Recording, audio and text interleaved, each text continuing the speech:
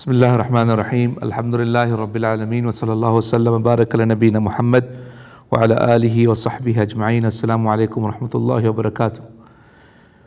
My brothers and sisters in Islam, welcome to Tafseer of Surah Luqman, one of the most beautiful and extremely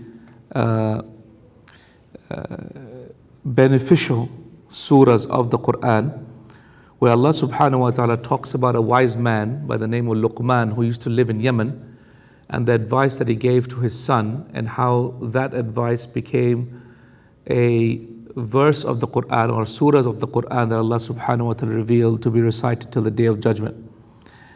Surah Luqman was revealed early on in the Meccan period, and as a result the surah deals with the topic of the Meccan period, which is the Tawheed of Allah subhanahu wa ta'ala, the oneness of Allah subhanahu wa ta'ala. In this surah, Allah subhanahu wa ta'ala starts off by telling people about His signs, about those who are the best of people, who are the muhsineen. They are the ones who truly worship Allah subhanahu wa ta'ala as if they can see Him. If they cannot see Him, then it is as if at least they're thinking that Allah can see them. Then Allah subhanahu wa ta'ala talks about those people who are misguided and those who have purchased with their time in this life and also with their provisions in this dunya a waste of time. So instead of worshipping Allah and following after the hereafter, these people, unfortunately, they waste their time away from Allah subhanahu wa ta'ala and His guidance. Thereafter, towards the end of the first page, Allah subhanahu wa ta'ala talks about how He has so many numerous signs, and anyone who ponders upon the signs of Allah can witness who Allah is and how His signs are so amazing. Then the surah moves on to the most important or most amazing part, which is the second page of this surah, where Allah subhanahu wa ta'ala talks about this man by the name of Luqman al-Hakim. Luqman al-Hakim was a black Abyssinian man from Africa, from obviously Abyssinia, which is Ethiopia, and he had moved to live in Yemen. So he was living in Yemen, but he was originally African in origin, and he used to live in the sand dunes of Arabia, of the Yemeni desert. And over there, it was narrated that he was a very, very wise man, and a lot of the parables from the Arabs, like when you say, for example, wise men said, when you say that in the English language, in the Arabic language, you actually say, وَقَالَ لُقْمَانُ الْحَكِيمُ. Yeah? So it's become like almost like a proverb to say that, Luqman said, and Luqman said, and Luqman said, meaning it is as if to say, a wise man said. So Luqman was synonymous with a wise man. He was not a prophet of God, but he was a muwahhid. He was upon Tawheed of Allah subhanahu wa ta'ala. And because of this surah, we think that Luqman is in Jannah inshallah ta'ala, because Allah subhanahu wa ta'ala has acknowledged the goodness of what He has said and accepted the goodness of what He has said by actually reciting it in the Quran. Luqman spoke to his son, and his son was a young man at that time. Some of the scholars mentioned that he was on the cusp of adulthood.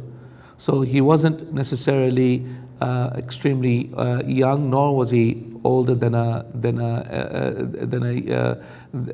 teenager. Rather, it was at that age of teenager that his son was, at which point Allah subhanahu wa ta'ala quotes Luqman having said this.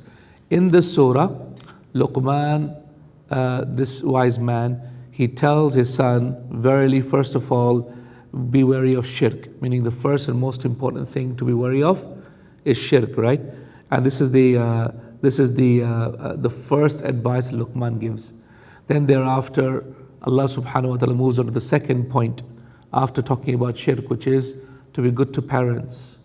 So Allah subhanahu wa ta'ala talks about how parents had born the children and looked after the children, difficulty upon difficulty, and upon lots of different pains and sufferings that they had, whether it be the pains and sufferings of their bodies losing shape, or them being unable to walk, or them being unable to bow down in their salah, or them, for example, being distressed with the delivery, or them being woken up at night being distressed with the child and waking up at night, Allah subhanahu wa ta'ala talks about how the mother has to go through so much difficulty in this dunya. Then thereafter, he quotes Luqman. The beautiful thing about Luqman's advice to his son, which is why this surah was revealed, was that it's very systematic. In fact, if you're looking for what to tell your children, if you're looking for how to raise teenagers, yeah, if you're looking for how to give a complete advice to your family, if you're looking for a page of the Quran that you can sit with your family and read, yeah, that will give you a complete advice to you, your family, to your children, to to your teenagers at whatever age they are. This is the page. This is page 412 of Surah Luqman. This very second page of this surah number 31, Surah Luqman. Amazing surah, amazing page, because right after talking after Allah, Allah's haqq, which is not to commit shirk, talks about parents.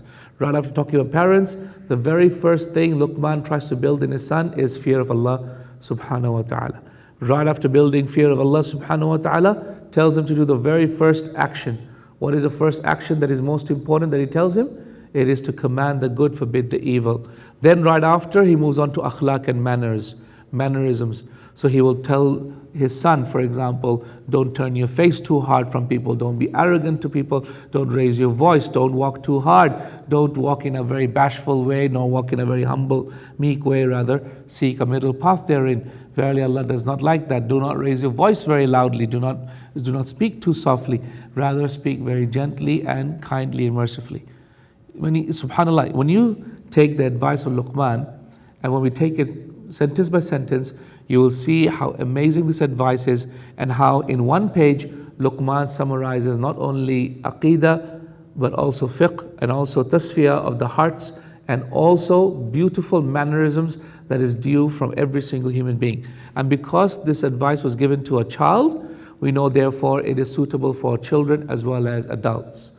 So this is something, my brothers and sisters in Islam, whoever has children, whoever has young people to deal with, learn this surah, especially page number 2, and recite it to your children, inshallah. So today we're going to only take 2 pages of Surah Luqman, inshallah, the first 2 pages, and then afterwards the next 2 pages, inshallah, the next day, inshallah. This surah, like I said before, is all about Tawheed, and so as a result, the surah will start off talking about that very soon. Let's take it, inshallah. Let's take this beautiful surah as Allah subhanahu wa ta'ala says it. Bismillahir Rahmanir Rahim. In the name of Allah, Ar-Rahman, the one who is generally merciful, Ar-Rahim, the one who is specifically merciful to the believers in this dunya and the akhirah. Alif Lam Mim. These are the mystical letters of the Quran. No one knows its meaning except Allah subhanahu wa ta'ala. I've explained this when I spoke about Surah Qaf. When I spoke about Qaf, I explained it in great detail. So please go back to my explanation of Surah Qaf or Surah Noon, which is available on the internet, on YouTube, and find what it means, where I explained the Alif Lam Mim. Actually, the strongest opinion out of the 15 opinions of the scholars regarding it is that it means the Quran, because the very next verse refers back to the Quran. Tilka ayatul kitabil hakim. That is these are the words or the letters of the Kitab al-Hakim, the wise book. Now Allah subhanahu wa ta'ala has already quoted that this Quran is wise. The reason why is because he's about to quote a wise man called Luqman al-Hakim. So lest people think that someone else had more wisdom than Allah subhanahu wa ta'ala, the very first thing Allah subhanahu wa ta'ala starts with this surah is with what true wisdom really is. True wisdom, therefore, brothers and sisters, if Allah subhanahu wa ta'ala talks about wisdom in this Quran and in this surah, and this surah is about Tawheed, then this shows that therefore true wisdom is to witness the oneness of Allah subhanahu wa ta'ala. True wisdom is to understand the reality of things, that every single thing is a servant of Allah, and that every single thing has a master, and that master is one, and that is Allah subhanahu wa ta'ala. Tilka ayatul kitab al-hakim. That is the signs of a book that is wise. Hudan wa rahmatan lil muhsinin. Hudan meaning a guidance, wa rahma, and a mercy, lil muhsinin, for those who do ihsan. For those who do ihsan, for those who are muhsinin. Muhsinin is a plural of muhsin. Muhsin is the ism fa'il, or the doer of the act of the verb ahsana, which is to do good. So ihsan which is what Allah subhanahu wa ta'ala ordered every single believer to do, is the third thing that Jibreel alayhi salam came to Rasulullah sallallahu alaihi wasallam to explain. First thing explained in the hadith of Jibreel was what is Islam, what is Iman, and then he said, what is Ihsan? Tell me what is Ihsan. Ihsan is that you worship Allah as if you see Him. If you cannot think that you see Him, then know that at least that He sees you. Yeah? Know that at least He sees you. So Ihsan, ya ikhwati, is to behave as if you're in front of Allah. How would you behave if you're in front of the Prime Minister, for example? How would you behave if you're in front of the King? In the same way, how would you behave in front of Allah if you knew Allah was in front of you? What sort of way would you sit? What sort of way would you talk? How would you behave? What sort of way would you pray? Well, that is Ihsan. And that is why the highest level of Iman is Ihsan. And that is why when the scholars describe Islam, Iman and Ihsan, they describe it as concentric circles. So imagine one big circle, that's Islam. Inside it is one other small circle called Iman. Inside it is another small circle called Ihsan. Does that make sense? Right. So every single Ihsan is Iman. Every single Iman is also Islam. But not every Islam is Iman, and not every Iman is Ihsan. Does that make sense? I hope you can follow, because they are like three concentric circles, right? Because some Iman is not to the level of Ihsan. Only some Iman is to the level of Ihsan. Yeah? So all Ihsan, however, is Iman, and all Ihsan is also Iman and Islam as well. Tayyib, does that make sense? Very good. Tayyib. Hudan wa rahmatan lil muhsinin, as a mercy and a blessing for those who do good, for those who good. Who are the muhsinin? Those who do the following whilst knowing that Allah sees them, or that they see Allah, or as if they can see Allah. What do they do? الَّذِينَ يُقِيمُونَ الصَّلَاةَ وَيُؤْتُونَ الزَّكَاةَ وَهُمْ بِالْآخِرَةِ هُمْ يُوقِنُونَ. Those who yuqimuna salah, establish the prayer. Did you see Allah subhanahu wa ta'ala never ever says those who pray, alladhina yusallun? He could have easily said, no, he says yuqimuna salah. Iqamatu salah is a level higher than simply praying. So to pray means, Allahu Akbar and say your dhuhr and asr prayer. That's praying. But iqamatu salah means not only to establish, to pray, but to give the adhan, and to give the iqama, right? And to perfect your wudu, and to ensure the places of prayer are correct, and to set the masjids up, and to ensure adhan is being given from the masajid, and to upkeep the masajid where prayer is held, and to ensure that your family knows how to pray, that you know how to pray, that you keep a special place in your house for prayer. All of this is part of iqamat salah, meaning establish prayer in your lives, not just pray, right? So Allah subhanahu wa ta'ala says the sign of ihsan is that they establish prayer. So they make time for prayer. They enjoin prayer. They encourage prayer. They advise people to pray. They tell people off if they don't pray. They punish people if they don't pray. All of this is part of iqamat salah. So if I pray and I don't order my wife to pray, or for example I get up at Fajr and pray, and then my son does not pray, and I don't order my son to pray, then that is not iqamat salah. Does that make sense? That is not enough. So Allah subhanahu wa ta'ala orders iqamat salah, alladhina yuqimuna salah wa yu'tuna zakah, and they give the zakat. As you can see, this is one of 27 times in which Allah subhanahu wa ta'ala mentions iqamat salah wa ita zakat together. It shows the relevance of the two together. It is for this reason why Abu Bakr radiallahu ta'ala anhu ajma'in used to consider that the person who does not pray and does not give zakat to be a kafir. Right? Because Allah said so 27 times. If someone therefore doesn't do it, that means that person has gone against 27 verses of the Quran. Does that make sense? And that is why when Abu Bakr fought the people in his time who did not give him the zakat, he fought them as if they were disbelievers. Right? So this is very important, ikhwani. To not give zakat might actually be a sign of disbelief. وَهُمْ بِالْآخِرَةِ هُمْ يُقِنُونَ, and they disbelieve in the وَهُمْ بِالْآخِرَةِ, and in the akhirah يُقِنُونَ, meaning they have faith and they have belief and they have fear of that day of the akhirah. أُولَٰئِكَ عَلَىٰ هُدًى مِّن رَبِّهِمْ. Can you see, by the way, one more thing from that last verse on verse number 4? Can you see Allah mentions that they establish the prayer, give the zakat, and they believe in the hereafter. That means that it is not enough, brothers and sisters, to simply have belief in the heart. You must have action of the limbs as well. Did you notice that? So simply say that I love Allah, or I'm a believer, I'm a Muslim, but not to pray, but not to fast, this is not enough. You are not a Muslim until you believe in the heart and you have action on your limbs. It is for this reason why Bukhari radiallahu ta'ala anhu said, he said, I met 1,000 scholars of my time. 1,000 scholars of my time. And every single one of them said, Iman is belief of the heart, statement of the tongue, and action of the limbs. So Iman is not simply in the heart. Iman is three things. It's belief of the heart, statement of the tongue, action of the limbs. Meaning that if you simply have only Iman in the heart but not on the tongue and not on the limbs, then you cannot believe. And that's why the scholars of Islam say that the Shahada is called Shahadat Allah ilaha illallah. Shahada means to witness to others. So even if you accept Islam and you say La ilaha illallah to yourself, it's still not enough to be a believer. You have to say La ilaha illallah loudly so other people can hear and witness that you are a believer. Does that make sense? That's the Iman of the tongue. And then Iman of the limbs is the prayer and the zakat, for example. That is Iman of the limbs. So all of these things are required in order for Iman to be correct in your heart.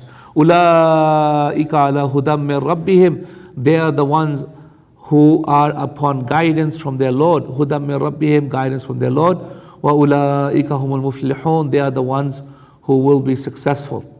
Wa minan nasi man yashtari lahu al-hadith. And from mankind are those who are not successful people. These are people who drive the successful people away from their success.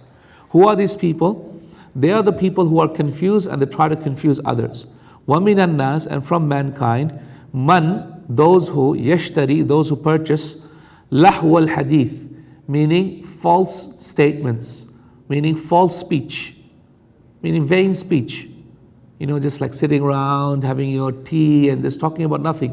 What are we talking about? Oh, nothing at all. Price of fish. We're talking about, oh, look at this, you know, this Teh Tariq is so cold. And you're talking about filthy things or silly things that have no use or value at all. Yeah? This is lahwa al-hadith.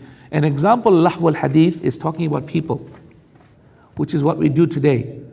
We sit around and say, oh, how you doing? Good. I haven't seen you for a very long time. Good. Yeah. Hey, where's your friend? You know your friend, the one who, you know, we saw last time. Oh, don't worry. Oh, he got married. Really? Who did he get married to? Oh, that person? Oh, the person's sister? I know that person. How is he doing? How is she? What the? The whole day goes and is talking about people. And that's all we do. In fact, Abu Bakr radiallahu ta'ala anhu said, as some of the Sahaba said, Abu Bakr radiallahu ta'ala anhu said, he said, remembrance of people is a disease, and remembrance of Allah is the cure.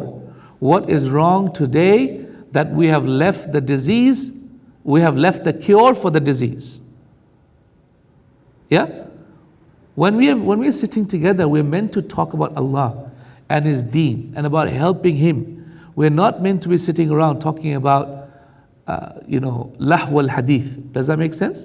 But this is an example, brothers and sisters, how we should avoid lahwa al-hadith, talking about people which have no use at all. وَمِنَ النَّاسِ مَن يَشْتَرِي لَهْوَ الْحَدِيثِ لِيُضِلَّ عَن سَبِيلِ اللَّهِ, in order to misguide people away from the path of Allah subhanahu wa ta'ala. بِغَيْرِ عِلْمٍ, without knowledge at all. وَيَتَّخِذُهَا هُزُوًا, and they take it as a jest. You know, some people, they get offended when you don't talk and have chit-chat.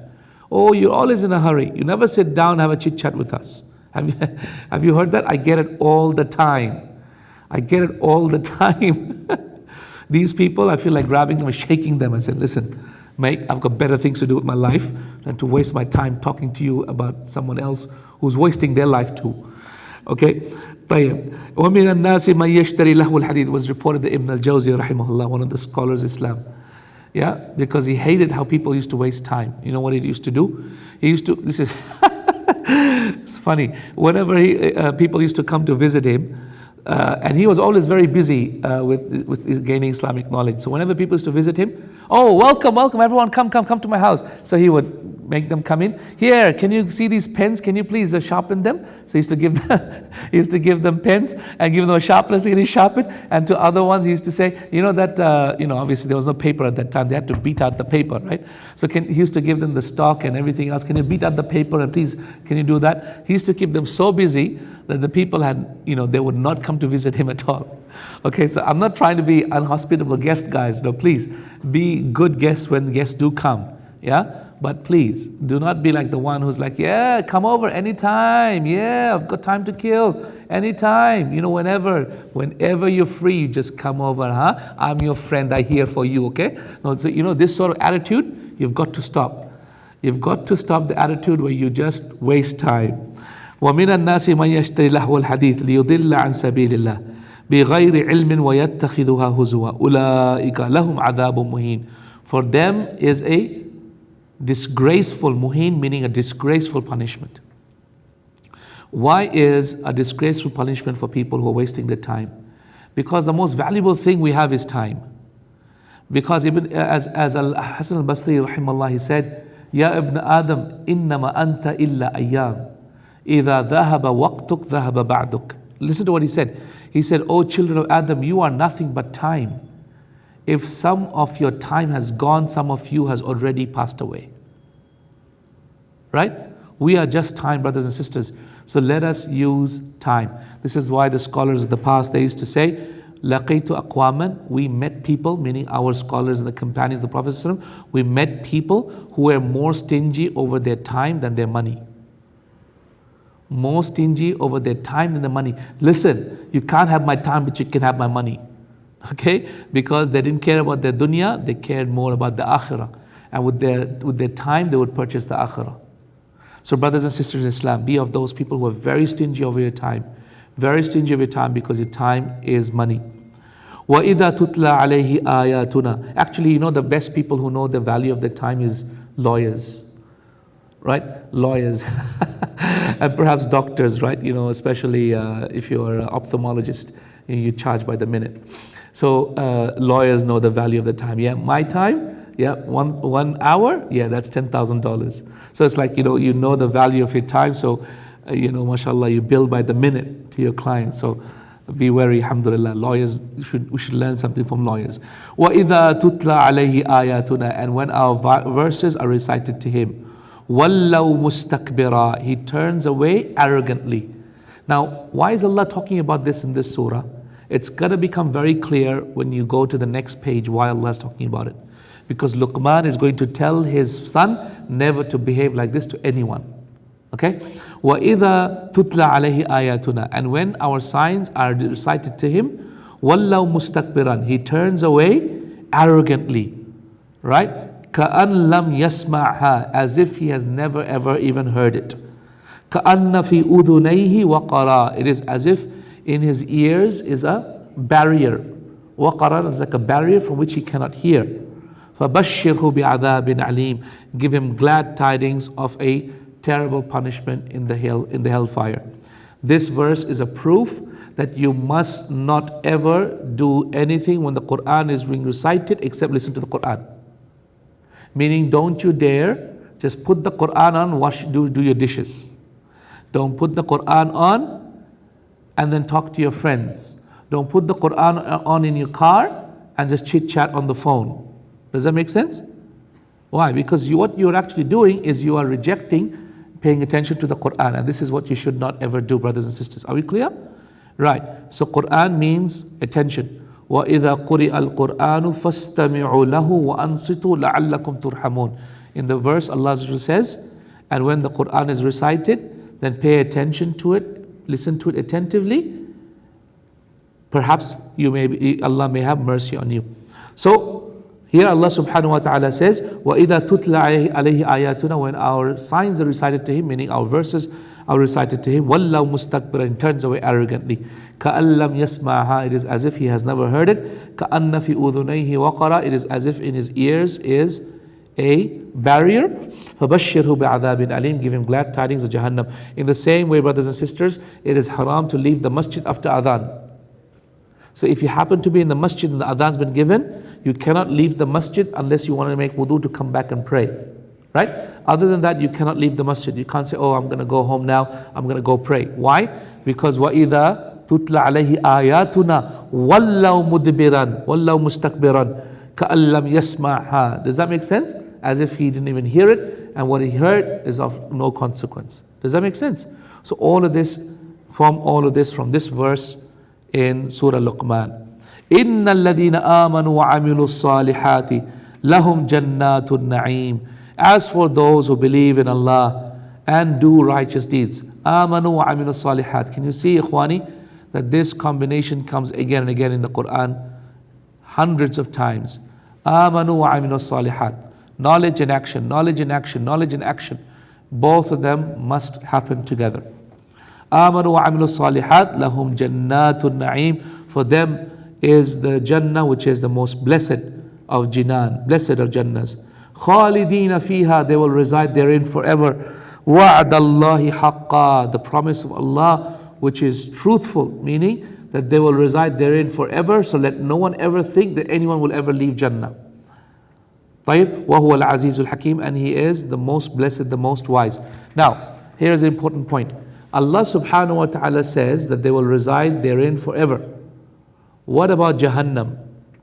Will people in Jahannam reside therein forever? Answer is yes and no. What's the answer? Yes and no. Yes, meaning those who disbelieve in Allah subhanahu wa ta'ala, die upon pure disbelief, they will dwell therein in Jahannam forever. There is a minority opinion of this ulama who says that they will eventually come out. This is incorrect. The strongest opinion is that they will dwell therein in Jahannam forever. The proof of that is in Surah Al-A'raf, where Allah subhanahu wa ta'ala says, وَلَا يَدْخُلُونَ الْجَنَّةَ حَتَّى يَلِجَ الْجَمَلُ فِي سَمِّ الْخِيَاطِ وَكَذَلِكَ نَجْزِي الْمُجْرِمِينَ. And they will never ever enter Jannah until the camel goes through the eye of the needle. Who? The mujrimeen. Those who are wrongdoers will never come out of Jahannam and enter Jannah until the camel goes through the eye of the needle. Can a camel ever go through the eye of a needle? No. So it's a way of saying in Arabic language, mentioning an impossibility to show how impossible the first thing that was mentioned is. So them entering Jannah is as impossible as a camel going through the eye of a needle. Right. So which part of Jahannam will people come out of eventually, or it will extinguish? That is the part where the people of Tawheed, people who are Muslimin that have entered Jahannam, when they are taken out, right, that is the part of Jahannam that will be extinguished. Does that make sense? That is the part of Jahannam that will be extinguished. So, la qaddar Allah, if someone ends up going into Jahannam because of some sins they have done, but they used to pray, they used to fast, they were good people, right? Eventually they'll go to Jannah. So those people, when they're punished in Jahannam and then they come out of Jahannam, those people, they are the ones whose place in Jahannam will be extinguished. Because once they have come out, then that part of Jahannam extinguishes. Does that make sense?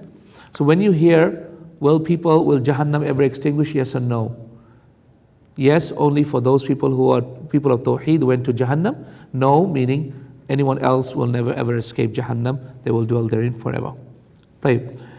إن الذين آمنوا وعملوا الصالحات لهم جنات النعيم خالدين فيها وعد الله حقا وهو العزيز الحكيم خلق السماوات بغير عمد ترونها. He created the heavens without any pillars that you can see.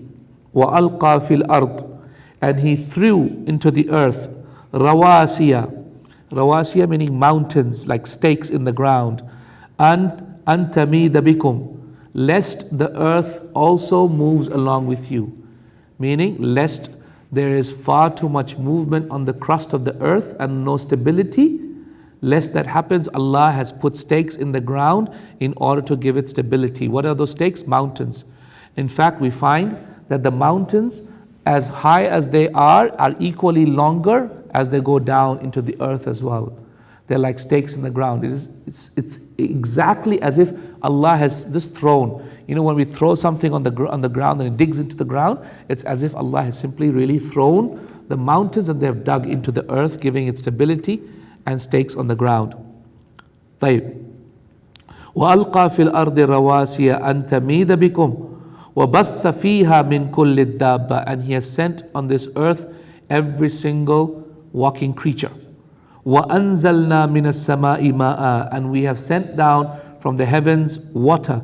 فَأَنبَتْنَا فِيهَا مِن كُلِّ زَوْجٍ كَرِيمٍ And so we caused therein from the water to come out fruits and plantations and animals of two kinds, meaning the male and female, from every single type of species. So in every single type of species, Allah subhanahu wa ta'ala brought out a noble creation. هَذَا خَلْقُ اللَّهِ This is the creation of Allah subhanahu wa ta'ala. هَذَا خَلْقُ اللَّهِ فَأَرُونِي مَاذَا خَلَقَ الَّذِينَ مِن دُونِهِ Then show me what have all those other people, other gods created other than Allah. What have these Lat and Manat and Uzza and Ram and Sita and all these other gods, what have they created other than Allah Azza wa Jal?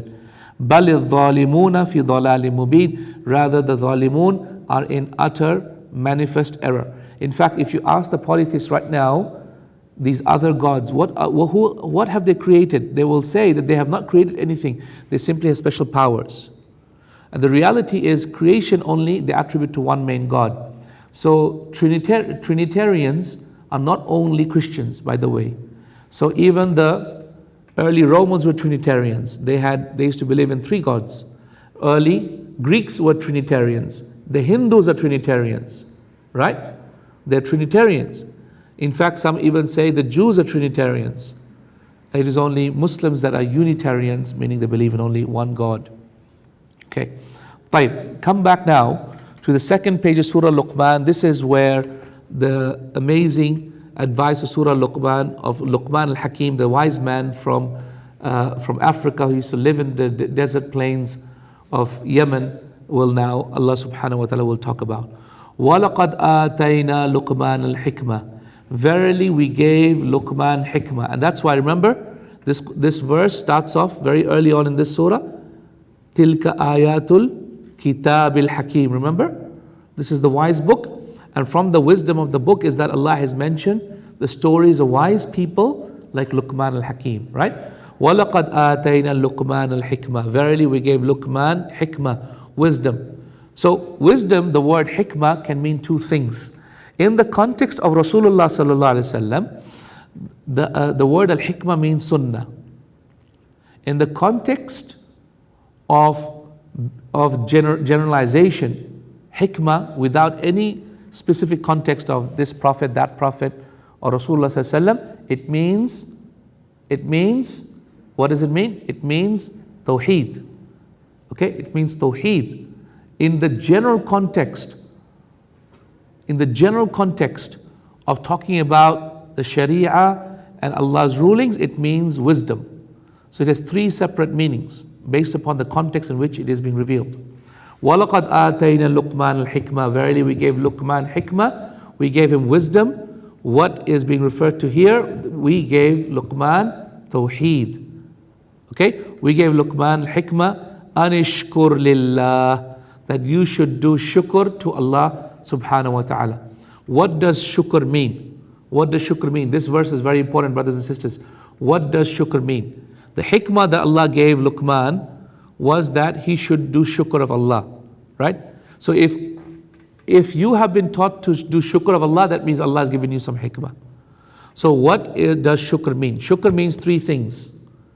Okay? Shukr means three things. Number one, shukr means three things. Number one, it means first of all thanking the person who has done something good to you. So you actually say thank you.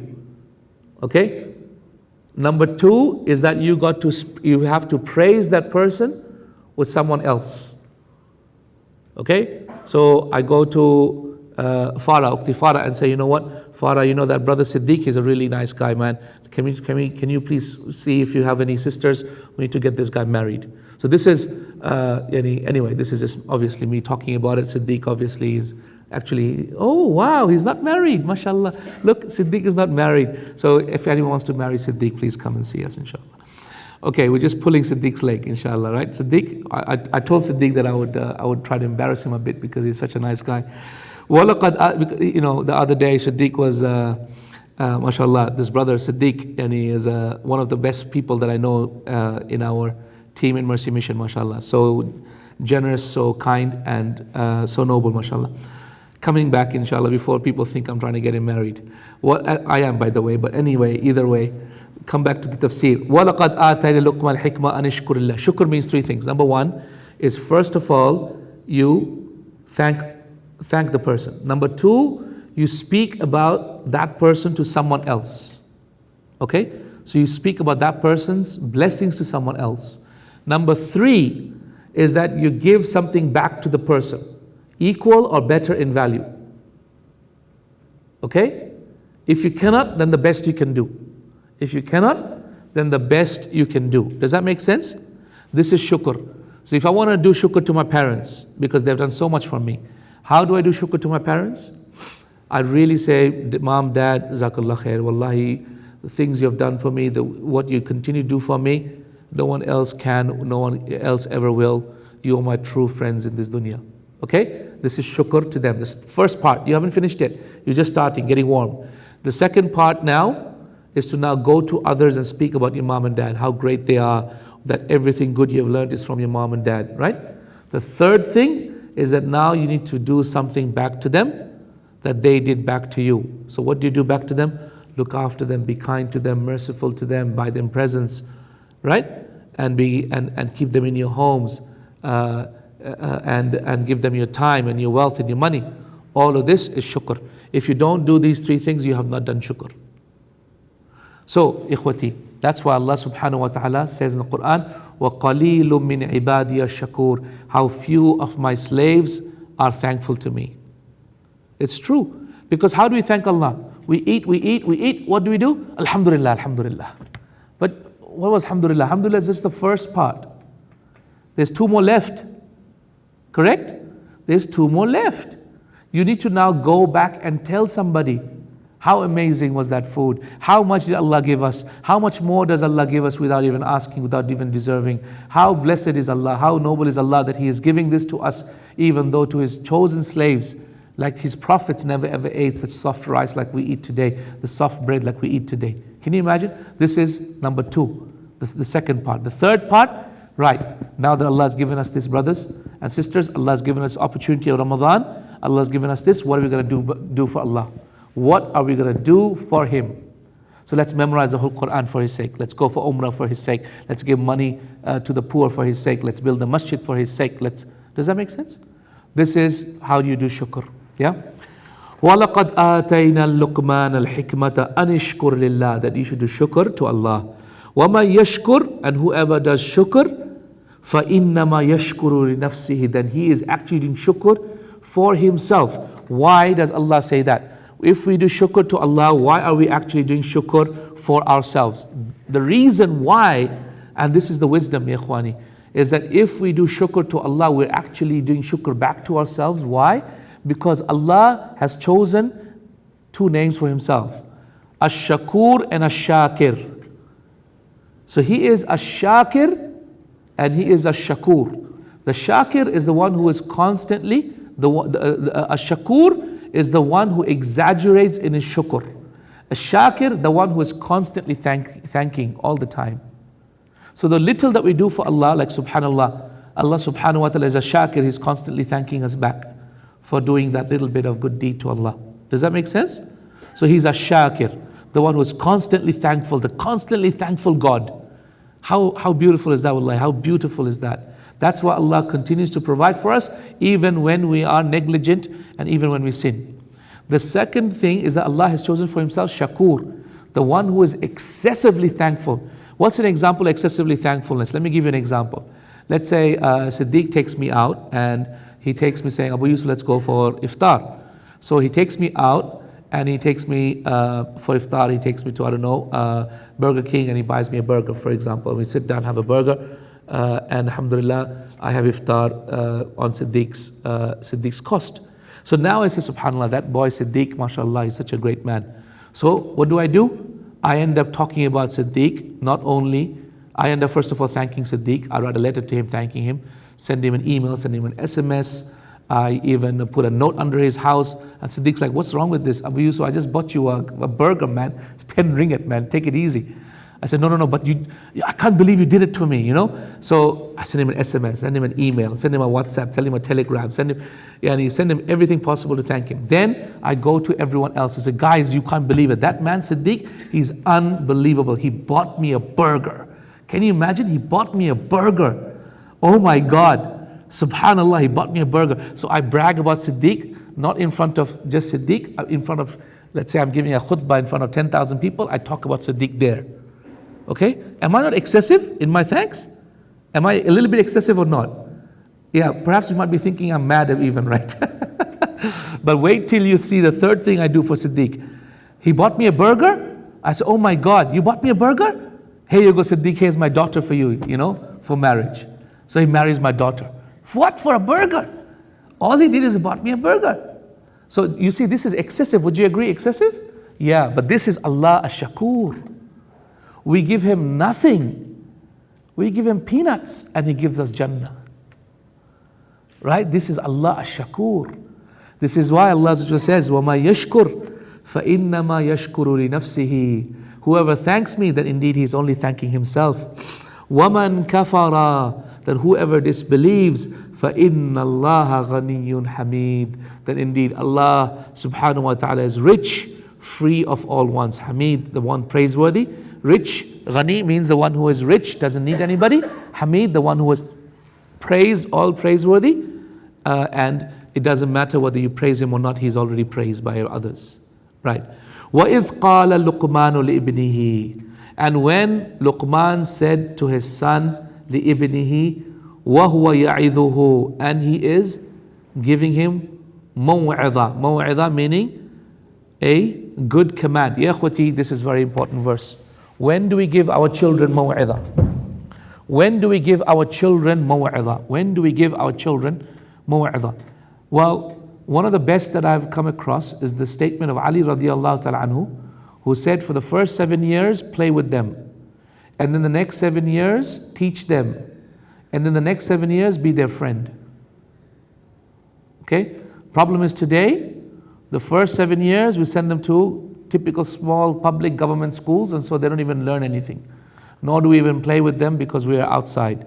The next 7 years, neither do we teach them, nor do we do anything, but we allow Bart Simpson to teach them, and we allow, the phones, mobiles, Facebook, these things to teach them. And then when we now say, hey, now we got to teach them, because now they're going to go to university, we have to. Now it's going to be a shame if they don't go to medicine or law. When we try to teach them, they don't want to be taught, they want a friend. And that's why they hate their parents at the age of teenagerhood. Why? Because parents are trying to be a boss at that age when what they really need is a friend.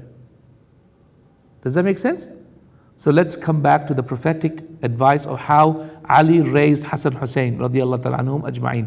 Look, what a noble father and what noble children. They were noble children because they also had a noble father, Ali radiallahu ta'ala anhu, mashallah. Look at what he did. First 7 years, play with them. I mean, what are you trying to do? Enjoy that time. Enjoy the 7 years. Wallahi, you're going to miss it one day. Then the next 7 years, teach them. That's the time they understand right and wrong. Now is the time to actually teach them. That's why order them to pray. Get up and pray. And listen, this is how you look after yourself. This is what you do. Clean your plate. Take your dishes. Wash your shoes. Does that make sense? This is when you teach them, because now they're not arrogant and they're still small. And you can teach them in this age. But then when they become the teenager, then no, then their bodies are bigger than yours. Or they've become as big as you, as tall as you. And so their fear of you has gone, right? Now it's important for you to be their friend, because you don't understand their challenges as well. Or you might have forgotten what you used to go through when you were their age. So this is important. So he is ordering his son, Ya bunayya, La tushrik billah. The very first advice he gives him. What advice do we give our children? Have we ever told our children to worship Allah and not do shirk? Look at this Luqman al-Hakim. The first thing he told his son, La tushrik billah. Never ever commit shirk with Allah. Whatever you do, never ever commit shirk with Allah. Inna shirka, verily the shirk, is dhulmun azim, is a grave sin, is a grave sin. So ikhwati, this is a very important verse, because this verse shows that Luqman truly understood how evil sin is, how evil shirk is. Shirk means to do sharaka, which means to do a association between two things or partnership between two things. So to do shirk with Allah is to join Him with partners with something else. To say that He has a son or a daughter, or to say that He has a wife or another God like Him, a'udhu billah. All of these are shirk, and they are dhulmun azim, a grave major sin. Major sin and a major transgression upon the haqq of Allah subhanahu wa ta'ala. So the first thing Luqman does is order his son to worship Allah Azza wa Jal and to not commit shirk. Is this important? Absolutely. This is important because this is the first reason Allah sent messengers to mankind. The first reason the messengers were sent to mankind was to tell people to not worship anyone except Allah. وَلَقَدْ أَرْسَلْنَا وَلَقَدْ بَعَثْنَا فِي كُلِّ أُمَّةٍ رَسُولًا أَنِ اعْبُدُوا اللَّهَ وَاجْتَنِبُوا الطَّاغُوتِ. We had sent to every single nation a warner, a messenger, that they should worship Allah and to stay away from the taghut. So we know that the very first advice of every single prophet of God was to worship only Allah subhanahu wa ta'ala. So this is the first thing every parent has to advise his children. Why? Because every other sin Allah can forgive. Allah can even forgive you killing somebody. Allah can even forgive you committing zina. Allah can even forgive you drinking alcohol or taking drugs, or even you committing riba, for example, taking riba. But Allah subhanahu wa ta'ala will never ever forgive shirk. So therefore, if there's something you want to tell your children to be wary of, then tell them to be wary of shirk. This is the most important thing you can tell your children, to be wary of shirk. Do not ever commit shirk with Allah. Shirk can happen in three things. Shirk can happen in rububiyyah. Rububiyyah meaning shirk can happen where you encroach upon the haqq of Allah to be obeyed. Like what? Like for example, you obey your mom above your obedience to Allah. Or you obey your school or your job in disobedience to Allah. Like for example, job says, no problem, we'll give you this job but you have to shave your beard. We'll give you this job but you have to take your hijab off. Right? So all of this is shirk in rububiyyah. Then there's shirk in uluhiyyah. Shirk in uluhiyyah is to worship Allah subhanahu, is to do shirk with Allah subhanahu wa ta'ala in His lordship, in His worship. So how do you do shirk in His worship? Well, for example, you worship another God other than Him, or you consider that someone else has one of His attributes that only belongs to Allah Azza wa Jal. Like what, for example? Like you think, for example, this pious man in the grave, for example, can hear you or can answer your dua, for example. This is taking away one of the attributes of Allah, which is to answer dua, and you're now giving it to this person. You're making dua to Abdul Qadir Jilani or to someone else similar. Shirk can also happen in Allah's names and attributes. How can shirk happen in Allah's names and attributes? Well, by calling someone else a name which is from the names of God. So for example, Jesus Christ, how He has been named Son of God, right? So this is a total deification. And there can also be partial deification as well. And also in the opposite way. So for example, to disbelieve that there is even a God, or to disbelieve in the existence of God, or to call God Mother Nature, or to call it the engineer of creation, those names which Allah has never given, is also shirk in Asma Sifat. So how would you know if you do not study? You need to make your first priority, the first thing you study, to be Tawheed of Allah subhanahu wa ta'ala. Okay, so that you know what Tawheed is, and the opposite is shirk.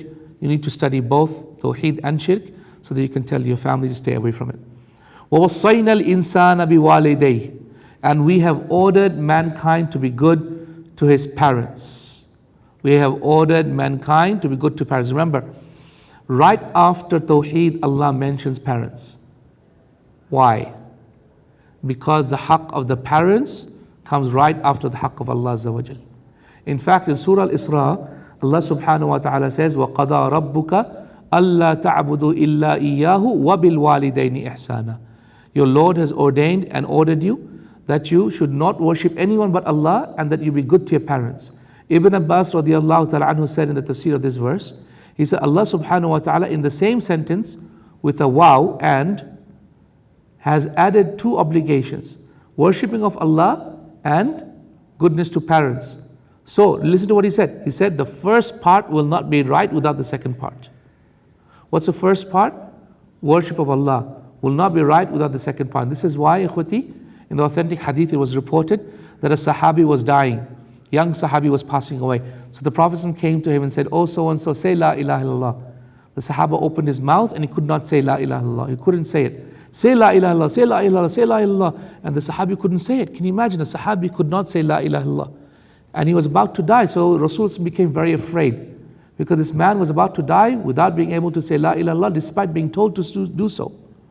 So he said, oh people, oh to his companions, go out, go seek somebody. Someone's probably angry at him for which Allah has prevented him from saying la ilaha illallah. So they searched, they went out, they quickly found his mom.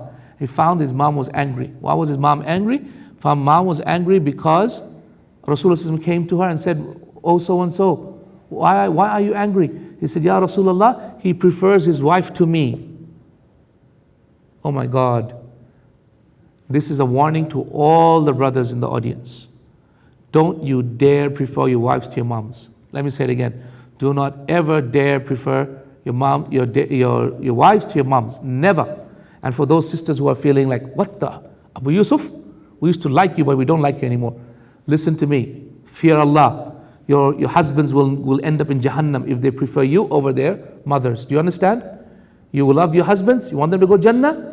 Then do not ever ask them to prefer you over their mothers, because they will end up in Jahannam. In the authentic hadith in Bukhari, the Prophet ﷺ said, Allah will never ever allow into Jannah the man who preferred his wife over his mother.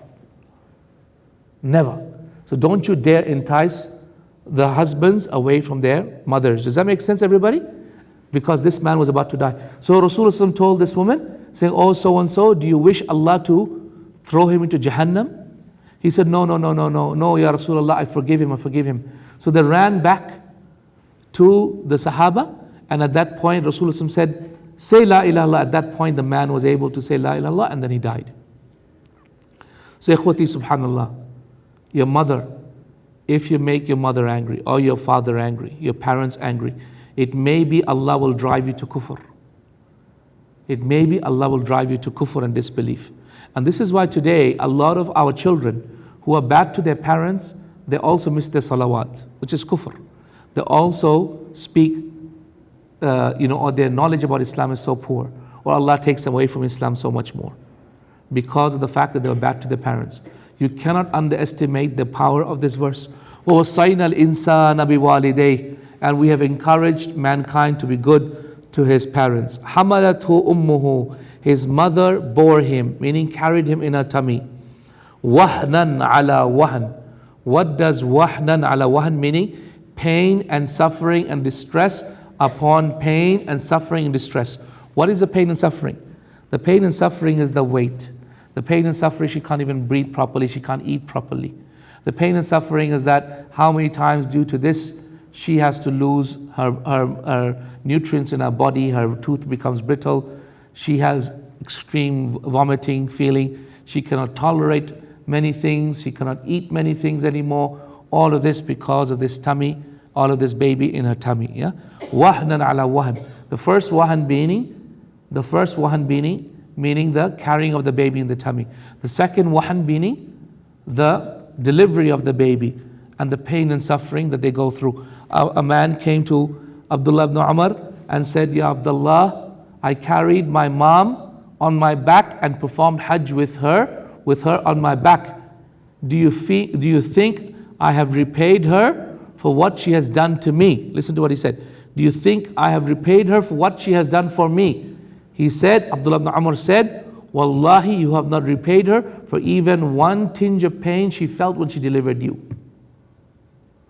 You have not delivered, subhanAllah, because only Allah knows the pain the women go through when that baby has to come out, subhanAllah. It is so distressing, so painful, subhanAllah. And before coming to Malaysia back for Ramadan, I was in hospital. I was doing a few days in my hospital. And one of the nights at about 6 a.m. in the morning, right after Fajr, the red phone starts buzzing in my emergency department. which is the emergency line. Someone is about to die. They need you right now, okay? So, though I was managing the emergency department, I had to run. To where? I had to run to a place where a woman was delivering in the maternity ward, and the baby had come out, and the blood was gushing out of the woman. They couldn't stop the bleeding. She was dying in front of me. The poor woman started to bleed to death, subhanAllah. Bleed to death in front of me, subhanAllah. And it was by some miracle from Allah subhanahu wa ta'ala. Somehow by some miracle from Allah, we dumped fluid into her bones, into her body, from every single way that we could. Oh, alhamdulillah, with Allah's blessings, the woman survived. And she lost almost 5 liters of blood. How many liters do you have? If you're losing 5 liters, you're dead, it's like you're dry to the bone. Yeah? This is how much she bled, subhanAllah, until they had to sew her up in theater. Yani, ya salam. Only Allah knows what women go through for the sake of delivering their children, subhanAllah. وَوَصَّيْنَا الْإِنسَانَ بِوَالِدَيْهِ حَمَلَتْهُ أُمُّهُ وَهْنًا عَلَى وَهْنٍ وَفِصَالُهُ فِي عَامَيْنِ. Fisaluhu meaning, and breastfeeding and weaning from the breastfeeding is after 2 years. So therefore, Allah subhanahu wa ta'ala has recommended in this verse that breastfeeding be done for 2 years. As recommended, not by way of obligation, but by way of recommendation. Okay? وَفِصَالُهُ فِي عَامَيْنِ, and his breastfeeding after 2 years. أَنِشْكُرْ لِي, that you should thank me, وَلِوَالِدَيْكَ, and your parents. إِلَيَّ الْمَصِيرُ, to me is your return. To me is your return. Ikhwati, shukr again to the parents. Before Allah mentioned shukr to Luqman, to do shukr to Allah, right? And now He's mentioning shukr to the parents. We can't simply thank them. We have to do more than thank you. We have to do proper shukr. All the 3 things. So ikhwati, make sure you do thank of your parents. And I remember, I like mentioning this because this hadith had such a great impact on me when I was a student. It's a hadith of Rasulullah when I was sitting in the Prophet's masjid once. And our Sheikh, may Allah have mercy upon him, Sheikh Muhammad Mukhtar Shanqiti, Hafidhahullah, was teaching the Tafseer. He was teaching Umdat al-Ahkam, and we came to the hadith of Rasulullah wherein a Sahabi brought his young baby to the gathering of his most important Sahaba, and where the Prophet was there. And he said, "Oh, everyone, look at me! I've just had a beautiful little boy." And he brought this little boy, and everyone started kissing this little baby. And then they brought it to the Prophet, and the Prophet looked at it, hugged and kissed it. And out of the sheer joy of the Prophet's kiss, the baby urinated on the Prophet, okay? He urinated on the Prophet. So the Prophet kissed the boy again, let the boy finish, and then slowly gave it back to the man, and then asked for some water to be brought, and then sprinkled some water on his thobe like this, okay? So we thought that this Sheikh was going to explain how the urine of a boy is less najis, or before it has started to eat proper food is not fully najis. You can simply sprinkle water on it and all that. But look at what our Sheikh said. Our Sheikh said, look at this man. He brought this little baby boy, his apple of his eye, just like all our fathers did at the same time when we were babies. Brought this boy to the best of his gatherings, to the best of his mates, to the best of people on this earth. But when we become mature and our parents become old, why is it that we now are ashamed to bring our parents to the best of the gatherings? Why is it now that we say to our parents, no, you don't come out, my friends, friends are there, you stay home? Why are we afraid or ashamed to bring our parents to the best of gatherings? We should be equally proud, just like they were proud. Everyone, this is my father. Everyone, this is my mother. I am the proud son of these blessed people, right? We should have this rahmah and mercy in our hearts all the time. Ya akhwati, in one authentic narration, it was reported that a man came to Umar radiallahu ta'ala anhu. I want to delve in on this. We'll finish with this topic of being good to parents, inshallah. Bi-idhnillah, and take the rest of the surah tomorrow, inshallah. A man came to Umar radiallahu ta'ala anhu and said, Ya Umar, my mother stayed with me for 10 years in my house. And I looked after her, I cleaned her, I clothed her, I bathed her. I looked after, cared for her until she passed away. Do you think I have repaid her for what she has done to me. Umar said, no. So the man said, why? Why? She did that for me, I did the same thing for her. Why do you think I have not repaid her? So listen to what Umar said. Wallahi, how amazing is the statement of Umar. Listen to what he said. He said, because you looked after her, waiting for the day that she would die, waiting for the day that you would not have to look after her anymore, waiting for the day that this would finish, right? Whereas she looked after you, begging and praying Allah that you never get older, begging and praying Allah that you never leave the house, begging and praying to Allah that you are always with her.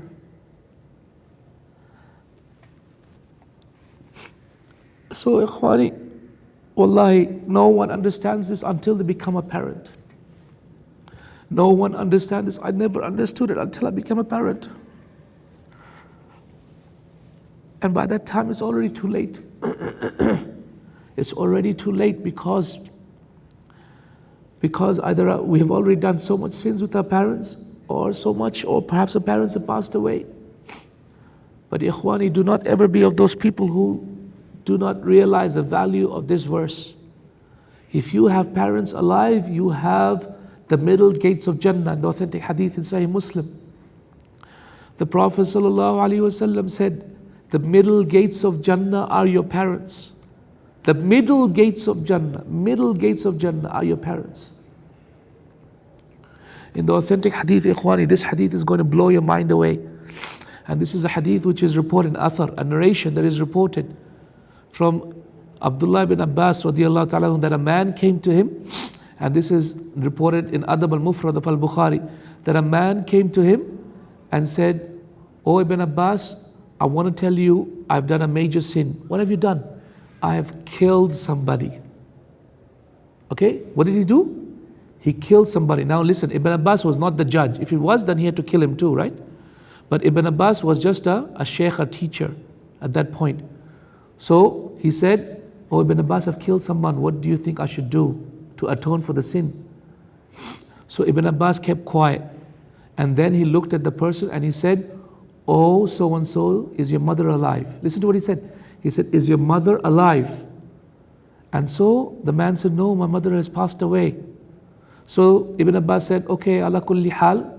Ala kulli hal meaning, okay, khair, no problem. If that is the case, then do good, make lots of tawbah to Allah, give sadaqah and charity, and may Allah forgive your sin. Okay? And then the man went away. So the students of Ibn Abbas who heard this came to Ibn Abbas. Listen to Ibn Abbas. Who was Ibn Abbas? He was the greatest scholar of Tafseer from the Sahaba, correct? One of the greatest scholars of Tafseer from the Sahaba who understood the value of this verse. Listen to what he said. This narration is authentic. It's in Adab al-Mufrad of al-Bukhari. So the students came to Ibn Abbas and said, "Ya Ibn Abbas, why did you ask the man whether his mother was alive?" So Ibn Abbas said, "Because I cannot think of any good deed that is better and can wipe out the sin of the person killing someone like being good to parents." Oh my God.